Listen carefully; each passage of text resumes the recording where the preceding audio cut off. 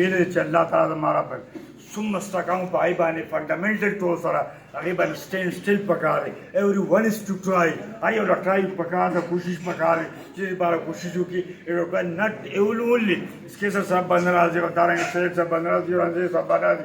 ایوری ون از موږ چې کوم دی خپلې سترګې کو راوکړو چې ډېر ظلم ونه شي او دارنګه دې جدوجهد دې مشقت کې چې کوم موږ لاره کې راوتي یو چې ظالم نه خپل دارنګه دا مظلوم چې موږ مظلومان یو، خدای پاک موږ له هغې نه ګټ ریډ خدای پاک موږ له هغې نه بچ کړي. د هغې لپاره دعاګانې دي د شپو الله تعالی غواړي، د ورځې غواړي. والذین جاهدوا فینا لنهدینهم سبلنا. څوک چې جهاد کې مجاهدت کوي، مشقتونه کوي، لکه راځي صاحب وایي چې موږ ته وخت نشته، وخت بس تا وایي الله تعالی به چې کوم انشاءالله قبلوي.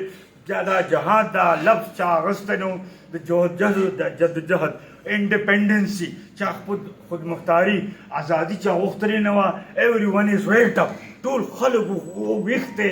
خدا دې یو کیپینګ آی اوور د ادر پرسنز، هر یو باندې خیال ساتئ چې څوک تورانې نه کړي، ظلم نه وکړي، بربریت نه وکړي. اونلی ټو ګیټ ریډ اف دا چې مظلوم چې کوم دی هغه ظلم نه بچ شي او خدای پاک ویل چې کوم دی راست باندې راولي. ان الذین قالوا ربنا الله ثم استقاموا، چې هغوی زما رب الله تعالی ایاک نعبد و ایاک نستعین، سټینډ فار دیټ، د هغې لپاره ودرېږئ. او دا ودرېدل چې کوم دی خدای پاک موږ له وخت راکړی دی.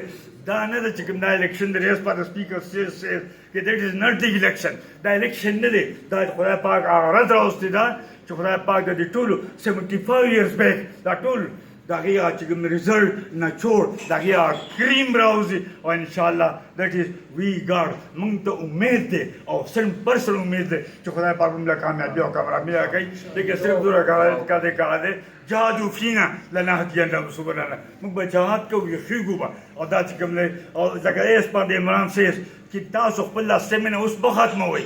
دا تاسو آخري ورځ پرېږدئ 8 تاریخ لکې دی for 36 hours you are to wake up. تاسو به ویده کېږئ نه.